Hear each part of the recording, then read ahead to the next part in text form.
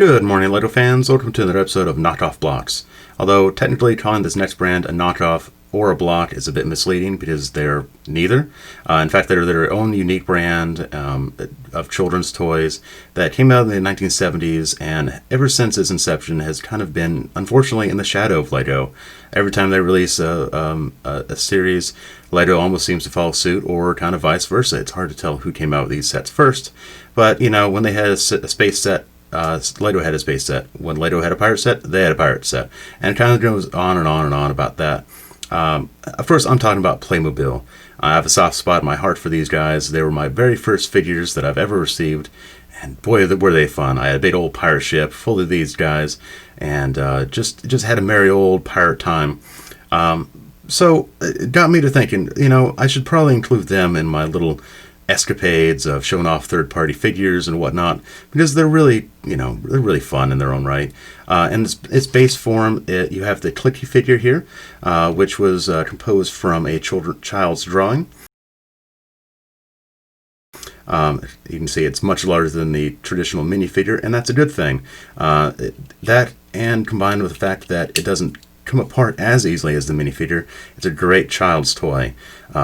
Nothing to choke on, nothing to really gum on too bad, and no real sharp parts to step on in the middle of the night, you know?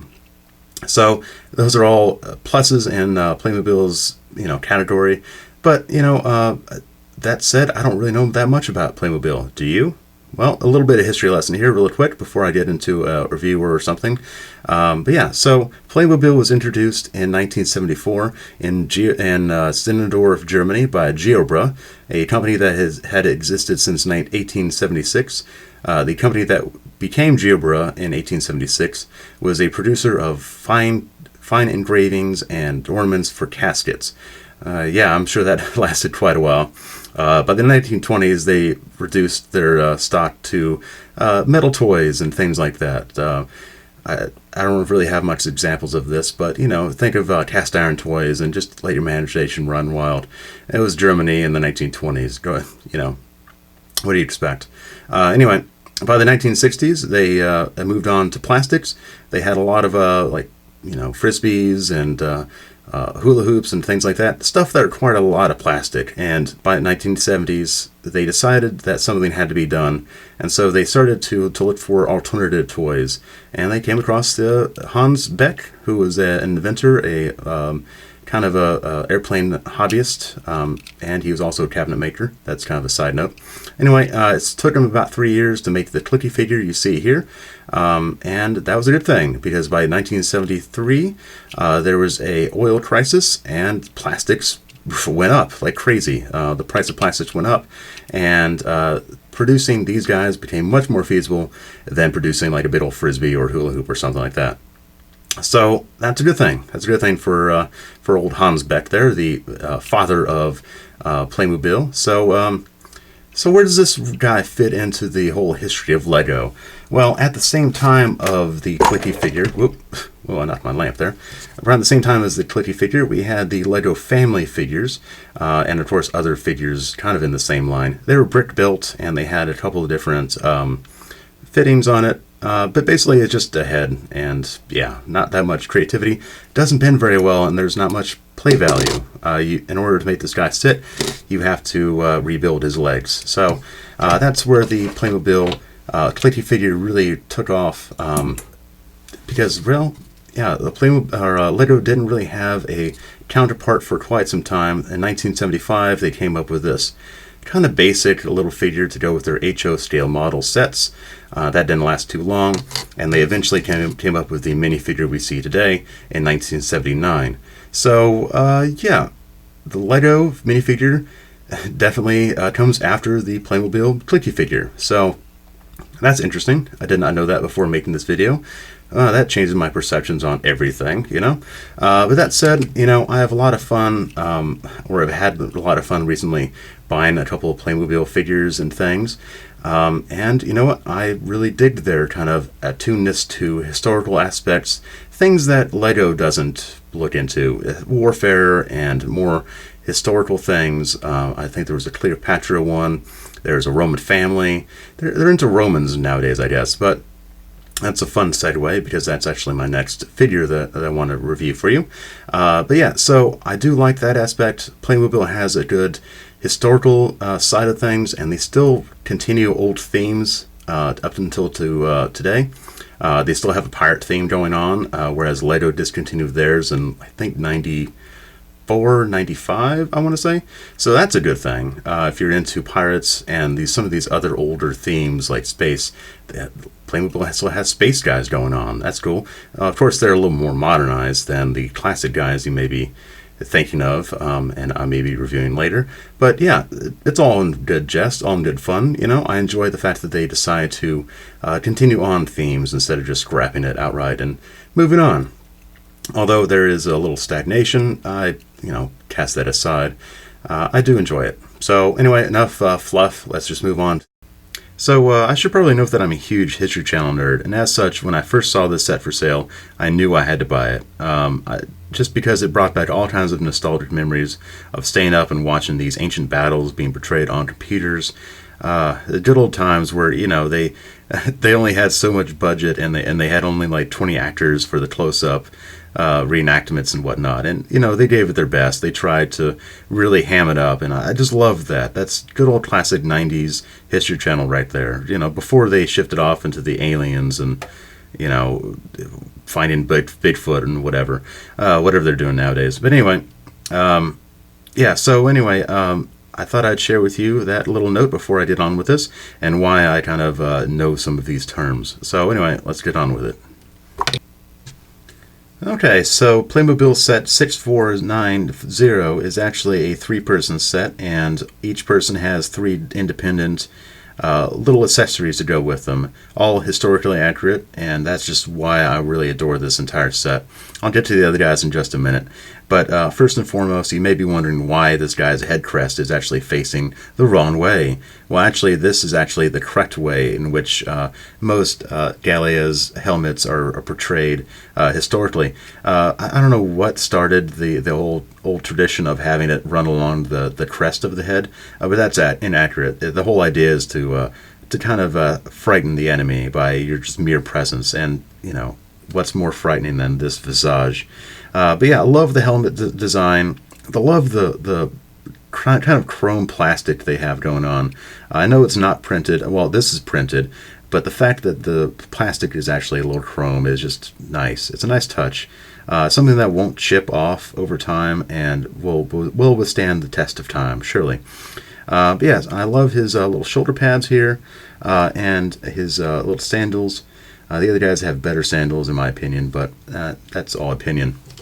Anyway, he comes with his really cool Roman short sword, let's see, a gladius sword is what they call it, and it fits right here in his little scabbard, and that's really cool, and it's actually accurately sized for him.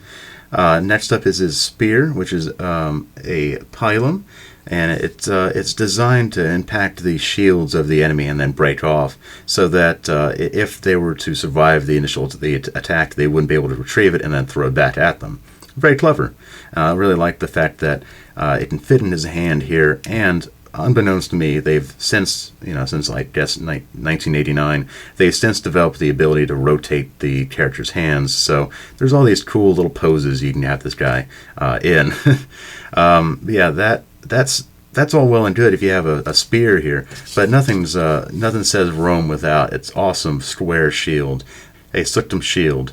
I love the chrome kind of pattern on it here. Of course, the back is nothing really to say. There's a little pattern there on the back, a little maker's mark there, but that's beside the point.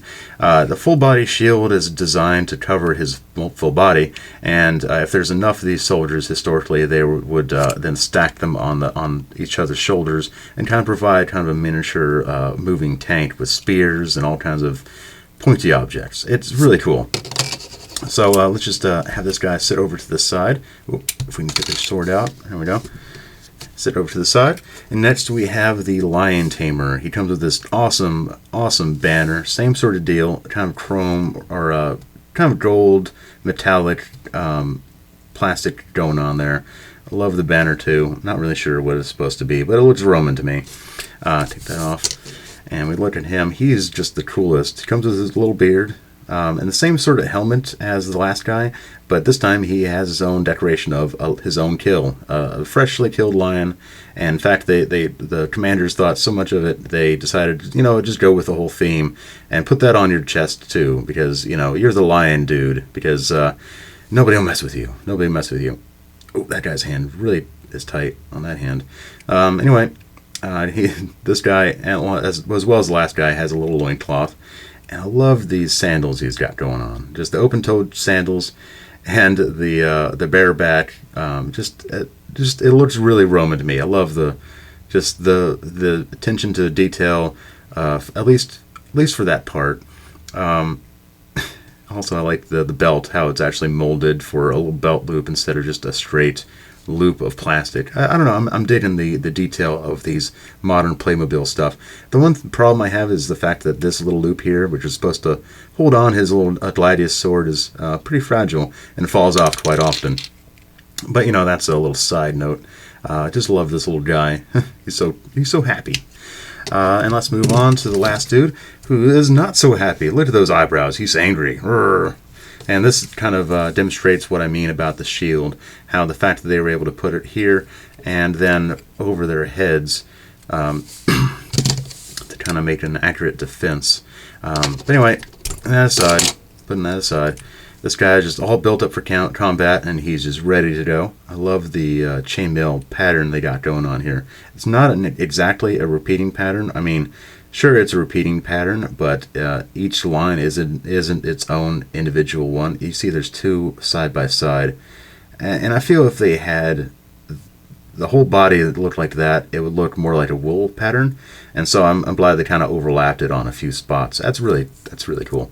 But yeah, so basically the same dude as last time. But I just love those eyebrows. He's just so sinister looking. But yeah, so taking off his helmet there, you can see that he's got a bit more of a haircut than the last guy's. All my original Playmobil dudes have these really spiky haircuts, which are a little off-putting in my opinion. This guy seems a little more realistic. That's real tight. But yeah, I love these little guys. They're just so happy to do the Emperor's bidding. Oop, this guy fell over. Okay, they sat better on my more level table over there, but there we go. They're sitting. Maybe. But yeah, so I only just recently got into Playmobil. There's a few more packages coming, just because I'm just kind of delighted by the fact that these guys are so detailed. It kind of prompted me to buy more. Gee, that's a marketing strategy for you. But also the fact that they're historical in nature, and that's rare to find in building toys, and I just gotta applaud them for that. But there's only a certain amount of realism and history that you can do without really annoying a lot of people. Let me just say that.